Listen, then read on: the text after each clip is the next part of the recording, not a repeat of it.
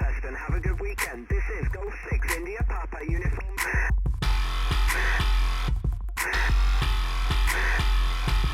Good luck. Good luck. This is. Hello, and welcome to another episode of Chatter, a podcast from The Gist, with me, Josh Hamilton. The founders of Means TV, Naomi Burton and Nick Hayes, were our guests in today's show. Several years ago, they realised that the skills that they had garnered creating advertising content for their corporate clients could be easily turned to support political causes that they believed in. Having created the first viral campaign video for Alexandria Ocasio-Cortez, they worked with numerous progressive Democrats in the 28 midterms in America, and then went on to create the first worker-owned streaming service. It's basically communist Netflix. Before we get started, don't forget to subscribe to this podcast, and please, if you can find the time, give us a review. It doesn't need to be essay length, just a few words are enough, but it does help us grow the audience of this podcast.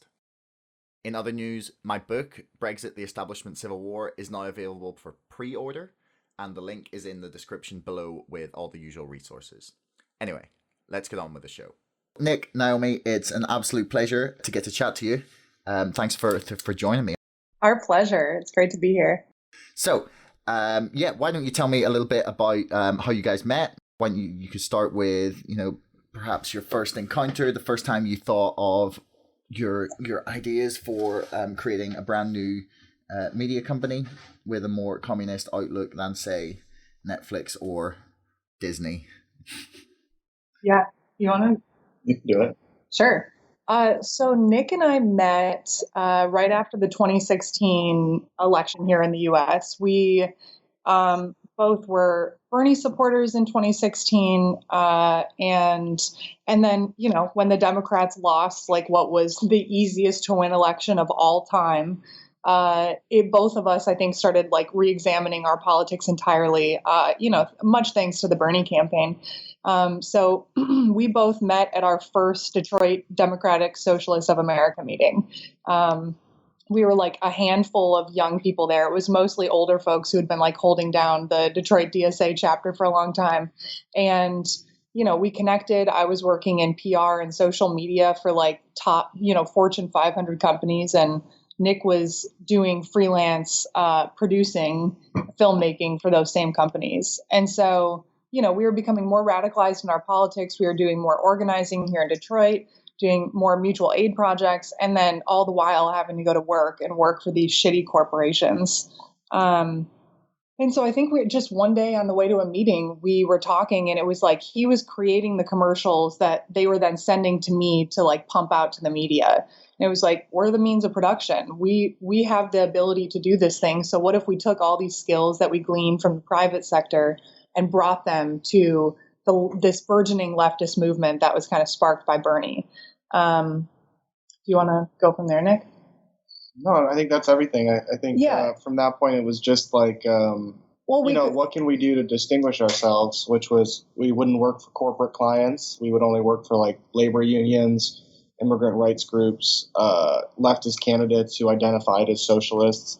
And so that was really kind of where, like, the territory we took. And I mean, a big part of our sort of criticism of the media landscape at the time was that we were really frustrated in 2016 seeing Bernie Sanders using production companies that also did ads for like Airbnb and like Wells Fargo.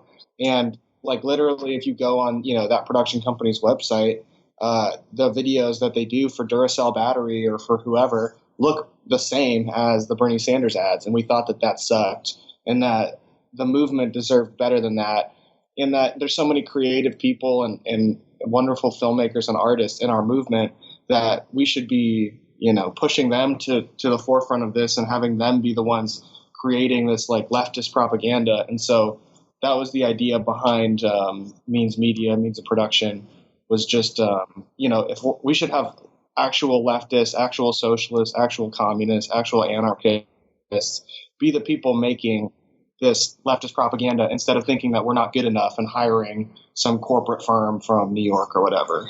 Yeah, so I quit my job working for these corporations. Nick was already a freelancer. We started Means of Production, which was basically a production company that did no work for corporations and would work for unions or socialists or whatever. And we did and I reached out to Alexandria Ocasio Cortez because she was clearly a socialist. I could tell from the stuff she was writing on her Facebook, but she didn't have many followers at the time. And I reached out to her and said... Sorry, just to clarify, is this before she was elected to Congress or after? Before. Yeah, so it was... She wasn't really on the map at that point. But, I reached out to her and said, I can tell you don't have a campaign video. We're a production company. We're socialists. We're from Detroit. We're organizers. We'd love to come to New York and create a campaign video for you that summarizes this platform. And this energy that she has. And she immediately responded to me. Her DMs were open. She had like 4,000 Twitter followers at the time. And, a month later we were in New York and we filmed this campaign ad that I changed her race and, changed our trajectory. So for the rest of 2018, we were just doing ads for socialists and different people, all while having the idea for Means TV in the back of our pocket, that knowing that electoralism wasn't going to win socialism for us. So after that, we started Means TV. So that was in the 2018 congressional elections that you really got your start. Then that was that 2018 or was it 2016? Would have been 2016. No, I think it was the midterm, so it was 2018. 2018. Okay, yeah. So you said that you were doing freelance filmmaking before you got involved with this. What kind of stuff were you doing? I mean, I was doing personally all sorts of stuff. I mean, being a freelance person in production and commercial production specifically, not as much entertainment.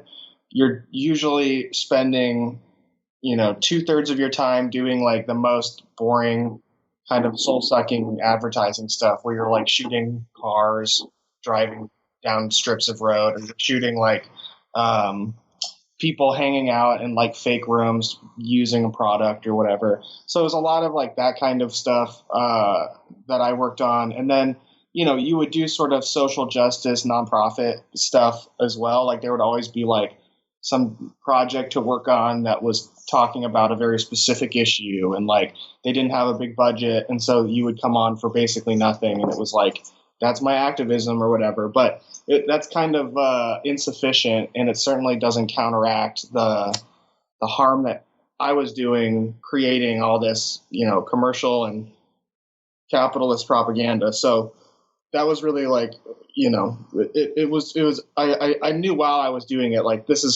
we're creating propaganda for capitalism right now. And I think it just kind of wore on me.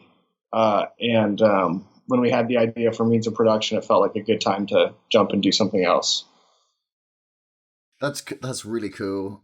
Did you find that you connected with some sort of political or social justice or non-profit project that you'd done before, that really showed you that it was possible to be both profitable as a company and fulfill your desire to be more of an activist? Or was it sort of a dream that ended up coming true?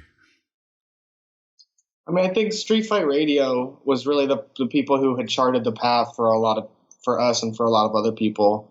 Basically just saying it doesn't matter if we're making $4,000 a month and we're splitting it, we're each getting paid shit. As long as we have an audience, we're growing and we're working towards something, that's all that matters. And they also built, the Street Fight Radio, the number one anarchist comedy radio show on any station across the nation, really did do a lot to bring all these people together around these shared values of solidarity and acceptance. And so I think they sort of created a market that didn't exist before. And so I figured, working with them, being close friends with those guys, we could sort of launch a project together that would reach those people and then try to bring more people from the outside into that world. So really Street Fight, they proved it, I'd say. Yeah, and I would say at least my experience with nonprofits when I was more in the corporate world, it kind of more showed me that it's this isn't really an effective model to do anything. And that made us look into worker cooperatives as like a structure for how we were. Is like a lot of the structures we were seeing, whether it was within the corporate world or in the nonprofit world, are super hierarchical and not very efficient. So yeah. Okay, what is AOC like to work with? She's great. Yeah, she's is she assigned as she seems? Like, oh, that's a very Irish word. Is she like as personable and just like genuinely nice as she seems? Yes. Yeah. It's yeah. And again, like we were with her when like people weren't stopping her on the street, and she had this public eye on her, and she's so smart. She's so thoughtful.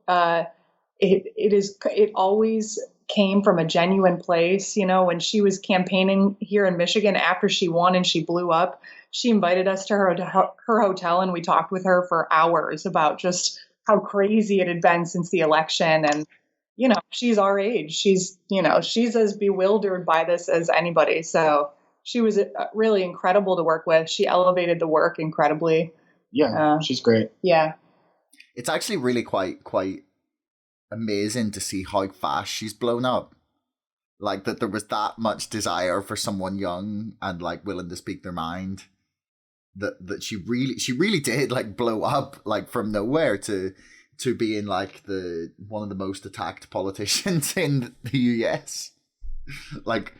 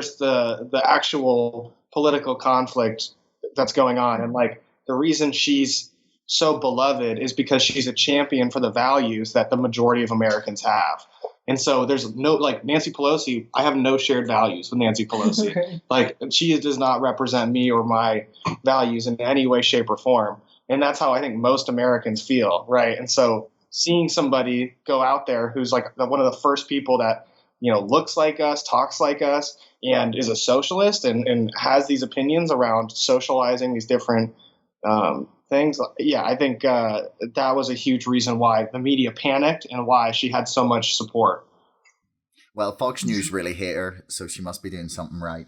Have you had the opportunity to work with any of the Justice Democrats, the ones associated with the guy Cenk from the Young Turks? That's a funny way of describing it. That's just like my knowledge of the group comes from like having seen them talking about it online. Yeah, when we were working with Alexandria in the final stages, we worked with a lot of like leadership from Justice Democrats who were really helping out with the campaign. And then, Kaniela Ng, who was running for Congress in Hawaii, as it was a socialist, and he was a Justice Democrat. So, yeah. Do you like their way of running things? I mean, I think it made sense. It clearly was, effective in the 2018 midterms. I think it's very likely that the sort of mood has already shifted away from that kind of strategy. I think that the word progressive is increasingly becoming a bad word, like because everybody can say they're a progressive without doing anything. Like Bill de Blasio can lock up hundreds of people, thousands of people, and say he's a progressive. So I think that even like you said, it's Cenk Uygur started it, and like he just ran a aggressive anti-union campaign at TYT. Like he's become a problematic figure as well. So it is. I think I support. There's a lot of very good organizers and political people working there, but I think that the moment is shifting away from a sort of progressivist, like a big, like the tent is getting smaller because as you elect people who are in your tent and they're screwing you over, it's time you have to make your tent smaller for the next time. Like you have to clarify more. What do people have to believe in to have this sort of endorsement or support behind them? Okay, so you guys did the adverts in the midterms for a bunch of sort of socialist, progressive, left-wing candidates, and then you did what? You've been described as kind of the future Netflix of the left in a way as such. Like, how did you end up making that pivot? Like, was that always on the cards? And how did that go for you guys? I mean, we talked about the idea of creating a worker-owned entertainment and streaming platform with AOC. So it was something that we'd been thinking about. It just felt like impossible, which it sometimes still even does. But it felt like a very hard thing to do. So until we really had that success with her, and we spent months and months and months getting to know all the kind of like political people in the country, traveling around, meeting all these great candidates, and being like, wow, there's this great network of sort of political people, but there isn't really a media network that's connecting all these people to comedians or connecting them to TV shows, having them make cameo appearances. Like, that really wasn't there. And so it felt like, this is the time to do that. And after the 2018 cycle, all the political stuff we were running around doing pretty much died down and gave us some time to kind of figure out how that would work. And so that was really when we started spending a year or so, basically we produced a bunch of videos as part of our fundraising campaign. So that took 6 to 8 months just to put together all that content to sort of sell the idea to people. And then we launched that actual campaign. And so over the course of a year, we raised around $170,000 and put that money into the tech platform, putting together a small lineup of content, starting some original productions, things like that, understanding that like we're dealing with an incredibly small budget, our annual budget is like what John Krasinski makes for one day of shooting, it is like, it could not be smaller, but I think we're able to show just how much you can do with that money and how much is being wasted, because like we're able to be an indie streaming service that launched with $170,000, and Quibi is a streaming service that's going to fail, and they had like $2 billion. Yeah. So after like a year of crowdfunding, we launched on February 26th of this year, and 2019. It's 2020 now. Right. Of 2020 we launched, and okay. So it's been really good. It's been nice to get to the finish line. Like this, like Nick said, when we were doing the electoral videos, it was like, this feels impossible. And when we brought it up to people, they were like, I'm sorry, what are you doing? So to actually have it be live, have it be something that people are really receptive to and that we can really see a future with, it's nice. Yeah, it's actually a really great story. Like watching, like having read and like heard about you guys going from starting with just that video for AOC, and then jump into making a whole bunch of campaign videos, and then like jump into the streaming service. Like, do you see yourselves continuing with the political work, like in conjunction with running the streaming service? When the next campaign comes around, well, I say comes around like it's here now. Do you see yourself like focusing more on the politics side of things every 2 or 4 years, and sort of putting the company in someone else's hands to run it, or would you prefer to focus more on the company and let that do your political, activism or speaking or work for you in a way? I think that there's no way to kind of fully get out of the political world. Like, we just did a video for Cooper Caraway, for example, who's running to be one of the youngest labor leaders in the country, and he's like a radical. He's a socialist. He's done some amazing things in Sioux Falls, South Dakota, where he's currently the president of the Sioux Falls AFL. So, I think that there's stuff like that we're always going to want to do just to help people who are doing very good work. I think that we're increasingly realizing through different programming we do, we have a more effective platform to reach people and sort of expand upon ideas we touched on in commercial stuff. So I think that I certainly don't think that there's an end to the political stuff. No, did you do anything like that? No, I agree. I mean, we'll always do it for, people that we feel like we could add value to. But it's like we have this weekly news show called Means Morning News, and we found that to be a great platform to have people like Rashida Tlaib, other people running for office. So we're trying to provide as many platforms as possible. So why don't you tell us a little bit about that program? I was going to ask about some of your content. So now you've mentioned it. Like, what did you call it? Means Morning News? Like, is it daily, weekly? Like, yeah, Means Morning News is a live weekly news show every Thursday morning at 9 a.m. There's a new episode. It is hosted by Sam Sachs and Sam Knight, who are two journalists out of Washington, D.C., or Pisstown, as they call it. Do they write? Do they have their own site, or do they write for anyone in particular? They have a independent podcast, District Sentinel News, that they've run for the last few years. They were journalists at various outlets before that, but they started their project because they wanted to be independent, and so that was very much an important thing to them. But yeah, I mean, they're guys who have toured around the country with comedy, groups, doing like performances. Like they're newsmen, right? But they also are like comedians and entertainers, and so like they take the news and all this stuff very seriously. But there's also, I think, an appropriate grain of salt that's added to it. That is like we can give you our opinion, and we can joke about this, and we can call this guy an asshole.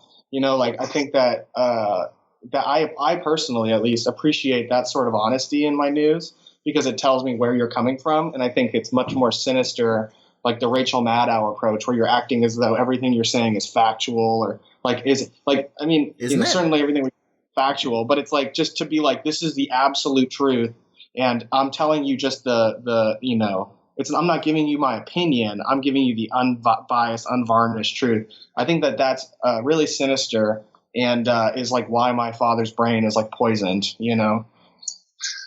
Is he an MSNBC, a CNN, or a Fox News man? MSNBC all the way. He's been Russia. Honestly, the worst. Oh, he's. I think he might be. Yeah, he has the facts on his side, and it's just like, oh my God. But yeah, I mean, Means Morning News. It's a 1 to 2 hour long weekly program. We have 3 to 4 guests on, but organizers. Yeah. Different people running for office, different experts. Then we have different segments. Like we have a Rich Dick of the Week. We have Inside the Imperial Core. Some different segments that I think offer more realistic portraits of what's going on in the world than a lot of our news provides. Do you see that being the way that news shows will go, or weekly news shows will go, in that it'll just be a segment on a streaming service? Do you think that the idea of watching the news live as such is kind of dying or dead? I think people like live stuff, and I think we have a whole broadcast infrastructure that's not going to go away. I think it's all, as long as there's advertisers vying for that space, then there'll be people to create content so that they can sell it to advertisers. I think if you look at metrics for viewership of young people watching the news, it's pretty low, and it's getting lower because there's no point in it. We're watching our parents be totally brainwashed by this absolute insane stuff. So I think that increasingly in the news environment and in the entertainment environment, we're just going to see a sort of splintering off into more and more niche groups. I think that they'll be if you want this type of thing, then you go and you pay for this type of service. It will be less, hopefully, these big giants, which, maybe everybody will have a subscription to. But I think increasingly, to get stuff that you actually like, you're going to have to subscribe to more independent, smaller content providers, because it's becoming so monopolized. Netflix has such a huge share of the market. Hulu has such a huge share of the market. It just becomes so boring and bland because they can't offend any part of their viewership or their base, or they're so worried about coming off this way or that. So I was actually going to ask, like, how you felt that the media landscape is going to evolve over the next sort of 10 to 15 years. Like, you mentioned there about how people will, or you believe people are going to drift more and more towards niche products, like niche journalism, niche streaming services, niche anything, really. And, like, we have obviously seen, like, a form of that on the internet. But there's also a danger of it going the other way with Disney and Netflix and Amazon and in the US, companies like Hulu, just like creating like a greater and greater and greater monopoly. I remember the premise of one of my favorite South Park episodes ever is the Black Friday episode where they're fighting out for who's going to be the best console, like Xbox versus PlayStation. And Bill Gates in the episode talks about how everything's going towards one streaming service, one like device on which everyone is going to watch everything. Do you not buy into that sort of logic, or do you see it, sort of being both at the same time in that everyone has niche streaming streaming segments of a larger streaming service that everyone has, or do you see it being like truly diversified? I mean, in reality, it's like they are consolidating, right? It's like the amount of companies that run our media and entertainment at this point are I think 4 or 5 companies in the U.S. and that's down from 25, I think, in the 80s. So it's like in reality, yeah, it is condensing. They are becoming bigger. They're buying up each other with the idea of being one. But I think at the same time, it's like we see younger people, like they don't trust the news the way that our parents do or our grandparents did. So they're going to find that's why like YouTubers or like different people who are, trustworthy sources. So I don't know. I feel like both could happen, that people are seeking out sources that they trust that are more niche, while these companies still are going to continue to get bigger and find ways to make us pay for them. Yeah, I think it's both. I think it's companies are definitely like there's no stopping them. We're in capitalism. They're going to consolidate and monopolize. But as that happens, they just produce shittier quality stuff. And so that's kind of where more independent content providers can swoop in and be like, hey, do you like these entertainers? Well, they're all in a show we have now, and you can only watch it here. Like, I think that increasingly that will be the media environment, because you're only going to get like the shows on Netflix, like you've probably seen them. It's just like, it's like 6 guys and like 2 women, like living in a big house that nobody explains how they can afford. And like, none of them seem to go to work. They just have like, arguments at like restaurants and stuff about like their other friend. So, I mean, it's just so boring and so like not, it's anyway, like, Sorry, I've never heard like those shows like Jersey Shore or whatever been described so brilliantly. Just like they just like 6 guys and 2 girls, and they live in a house that no one knows how they can afford. It's so amazing. Sorry. Right. It's like it's just assumed that like normal people can afford this, and the cops are all nice, and everybody has a bunch of free time. Like nobody really works, and it's like that is the exact opposite of most people's reality. So yeah, this shit just gets more boring because it's so rubbery. It so lacks any reality.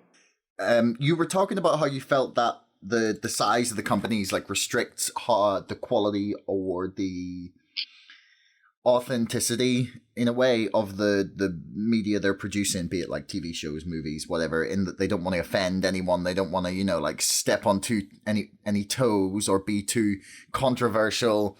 Like, on the other hand, like, do you guys find it restrictive in a way to have like such principles? Like, because sometimes it can be exhausting, say in your day-to-day life, you go, okay, going shopping. Okay, I shouldn't buy this brand, this brand, this brand, this brand, this brand, because they're all horrendously corrupt, abusing the planet, workers, international trade law, however you want to think about it. But like there's not a lot of like people out there producing content that isn't in some way like morally wrong. Like, how do you see that as a restriction, or do you see it as perhaps not being as difficult to do as maybe I'm putting it? I mean, I certainly understand what you're talking about. Like the kind of, we all do it subconsciously we're looking at like a dull fruit and we're like, dull's so bad though. Like we're all in that same sort of space. But I think what we want to be different about Means TV, as far as like a viewer standpoint, is not that this is the ethical choice you can make under capitalism or whatever, but that this is like a celebration of like what entertainment could be if we were to actually have the means of production. Like, that's much more what I think we're trying to shoot for here. Is like, this is a more utopian project than a like pointing and criticizing the establishment. This is instead saying like, there's so many good filmmakers, there's so many incredible storytellers who just cannot sell their project to Netflix or Hulu because they don't want anything that talks about like, ooh, like this makes anarchists look good, or like they don't want anything like that because it makes them squeamish. And so we can be a place where that sort of stuff is celebrated, where we're able to connect those incredible projects to viewers who are interested in that sort of perspective.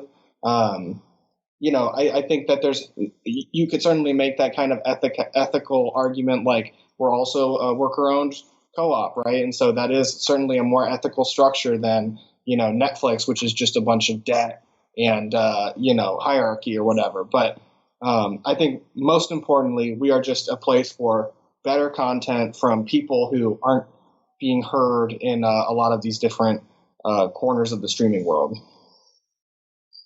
So what's next? Like, where you guys see yourselves going? I read in the piece about Means TV on Navarra Media that you've got. You started anyway with 75 hours of content on the app. Is there more now? And is there a lot like things in the pipeline? Like, where are you at with moving forward with this and expanding? Yeah. We have, so we're putting out a new movie basically every week. We have weekly shows like Means Morning News, like Left Trigger, and we're rolling out new ones of those. We have original series that are going to be coming out soon. We have we're always adding new content, like basically every week, so that subscribers are really getting their money's worth. And looking towards the future, we want to expand Means TV. We want to do more high-end production. We want to invest in more projects that people bring to us, all that sort of stuff. And we also want to sort of expand horizontally into, gaming and into, a radio network and things like that as well, because increasingly, like, the Means TV project is building a sort of ecosystem that I think would accommodate those sorts of periphery projects. Yeah, and like since launching and since even just like coming onto the scene, we've had so many people reach out to us, obviously from the film industry, who are like, this is an extremely exploitive industry, I'd love to get involved, but also people from all sorts of different industries who want to figure out how they do something similar. So yeah, we have an announcement in the next week in regards to kind of like the expansion of a sister cooperative that we're launching, which will be very exciting. What is the sister cooperative going to do? A co-op under the Means Media like umbrella. It's called Means Interactive, and it's a game publishing cooperative. Our first title is going to be Tonight We Riot, which is a revolutionary retro crowd brawler that's available on Nintendo Switch, PC, and Mac. And you can download it on the Steam store, on GOG, as well as the Nintendo eShop. And it's a really incredible game. It's like Mario, but you're like throwing Molotov cocktails at police. Yeah, it rocks. And it's like, as we're all having to sit inside all day and just like dream about the revolution, this is like the perfect game to get us all prepared for it. So we're super excited. Well, being from Northern Ireland, throwing petrol bombs in liquor bottles is in my heritage, so I shouldn't need too much practice, hopefully. So once you know, it's like riding a bike, Well, true. So say, right, you're right now, there's some young filmmaker or TV writer or creative sitting at home and thinking, you know what, that streaming service, Means TV, that sounds like the exact place for my new thing that I'm working on. Like, how do you take pitches or submissions, or how do you go about like finding the people that you work with? Yeah, we do take pitches and submissions from people. We also will license or acquire things that are already finished, which is certainly the easiest thing to do when we have the budgets we're working with. But yeah, I mean, shoot us an email. You can contact our general email, contact@means.media, or you can feel free to reach out to me directly, nick@means.media.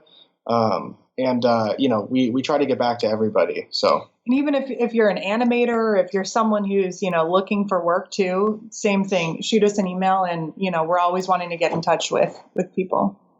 So are you only US based at the moment, or, say someone's listening in the UK or Europe, can they download the app? Can they subscribe and see your content, or is it location locked? Yeah, all of our content is available worldwide. The app is available for download worldwide. So shouldn't be any issues. If you do run into some issue for some reason, let us know. Your government may be not allowing you to do it, but it should technically be available and should be allowed to be downloaded.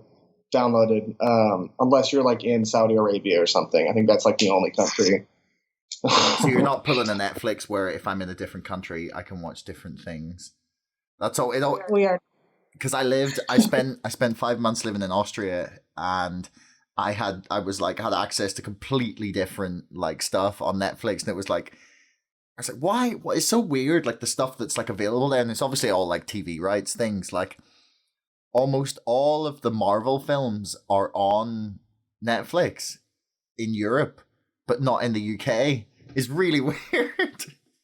That is weird. Yeah, that's overcomplicated. We really try to make sure when we are bringing new projects in that we get worldwide rights to them, or if there is it's one country that is unable to access it because of some weird thing. But generally, yeah, we have worldwide, and we also generally are licensing things for a long time or in perpetuity, so that you can come back to Means TV and know that if you want to show your friend that movie later, it will still be there. It's not like we're one of those indie streaming services that cycles out all their content each week. So do you have a favorite piece of TV or film that you've put out on the service yet? Do you have a personal favorite for whatever reason? Changes every week. Yeah, it really does. I like Ruckus right now. I think that's probably my favorite. That made me cry so much. Ruckus, you want to describe it? What's it about? Yeah, Ruckus is a hybrid documentary fiction film we have that is a queer coming of age film, and the filmmaker is Brett Hanover, who has OCD, and so he kind of explores his struggle with OCD. He goes to these furry conventions and meets these young queer kids and kind of gets wrapped up in their story and their life, and it's this just beautiful beautiful film. And he made it as probably a 19-year-old, and just it's technically marvelous. He did an incredible job. What about you? What's your favorite right now? I would say my all-time favorite is probably Gaza Fights for Freedom by Abby Martin. You've got Abby Martin on your service. Wow, that's cool. Yeah, it's if you haven't seen it, I've watched it so many times. Every time it blows me away. And it is just an incredible look at, what's really going on in Palestine, and, and the Israeli occupation. It just absolutely any sort of both sides, any sort of sentiments like that, it completely just slashes to the ground and sets them on fire. They talk about chemical warfare being used against Palestinian civilians. Live ammunition being used on civilians who are not armed. It was just a jaw-dropping documentary. So easily recommend that. And then a fun one that's a little less intense is I don't know, it's pretty intense, but it's called The Writer with No Hands. And it's a thriller documentary about a screenwriter here in the U.S. who basically uncovered a pedophile ring in the highest ranks of the U.S. government and was writing a screenplay about it. And what happens to him is unclear. It is, but it is a wild mystery. And hang on, is this my jaw was on the floor the whole time. Fiction, I assume? No, nonfiction. Nonfiction. Yeah. Wow.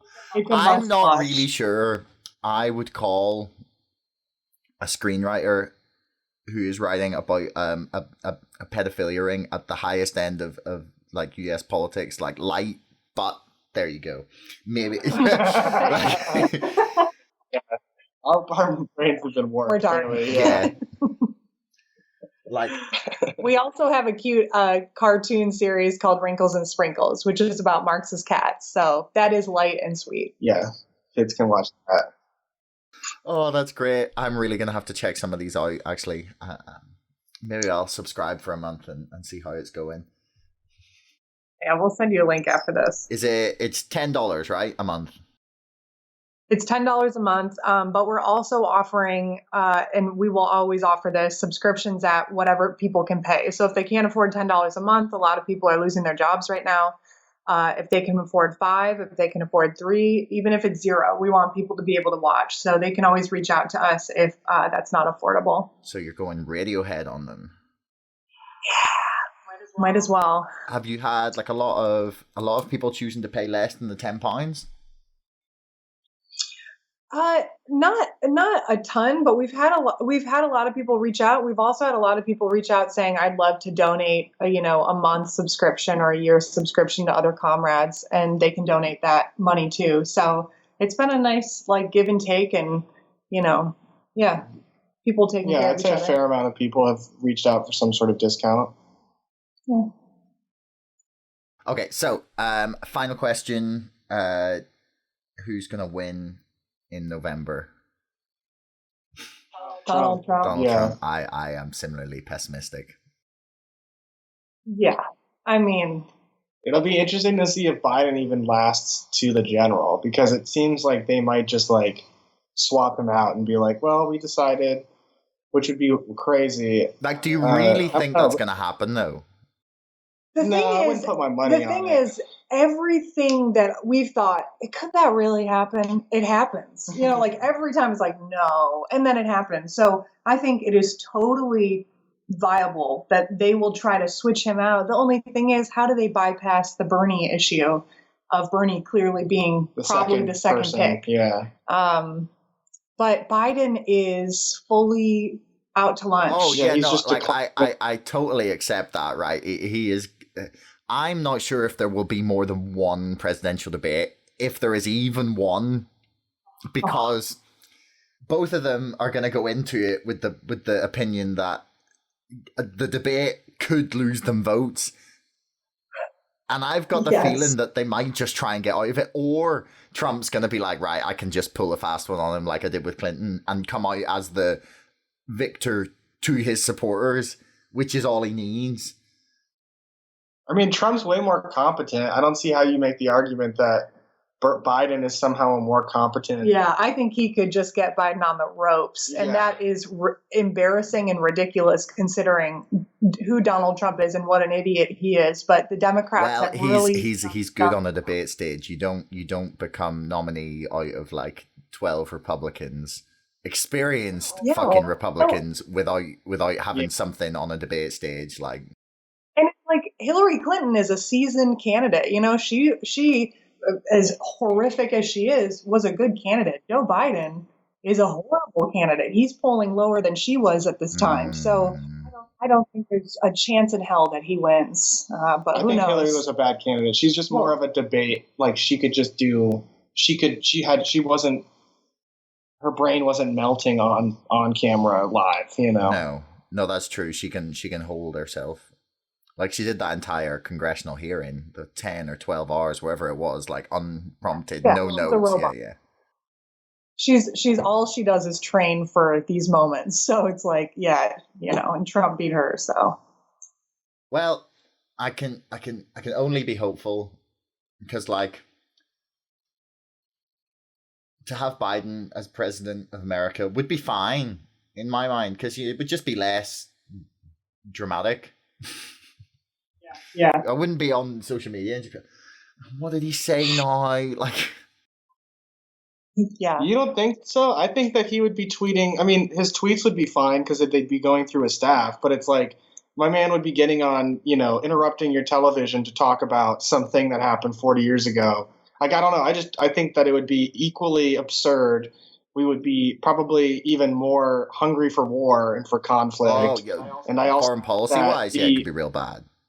But like, and I think even domestic policy wise, like I think the first thing he would do as president would be to get with Republicans and cut Social Security, which I don't think that they would do on their own. So I can't see him. I can't see him getting the votes for that. But there we go. Yeah. I can't see him getting that through Congress. But I could be wrong. You never know what's going to happen. Yeah. It's world. Really. Considering everybody in Congress, most people are multimillionaires. They don't seem to care about Social Security anymore. So, we'll see. It'll be a crazy ride until November. That's for sure. And they could justify it with like weird coronavirus, economic recession stuff. Like, well, now our deficit is so high. Like the same stuff they do in Europe. It's like they could just do that here. And people are so scared of the deficit that they probably could cut welfare programs and stuff. Like, I don't think Democrats don't identify with welfare programs anymore, so I don't know. It's very weird. Interesting times. Well, we shall see. I'm going to wrap this up. Thank you very much for chatting to me. It was an absolute pleasure. A really fun chat. I'm gonna check out Means TV. I can't even hear the word means without like imagining Brexit. Like that's how traumatized we've become. Oh God, I'm sorry. I didn't even think about that. Yeah, we'll send you a little code after this so you can watch. But we appreciate the interview. No problem. It was a lot of pleasure. A lot of fun. Thanks so much for watching. Next week we've got an interview with Ryan Hoey, a politics student at Queen's University Belfast, on the justifications for austerity. So if you don't want to miss that, be sure to subscribe to the podcast. Until next time, thanks very much for listening.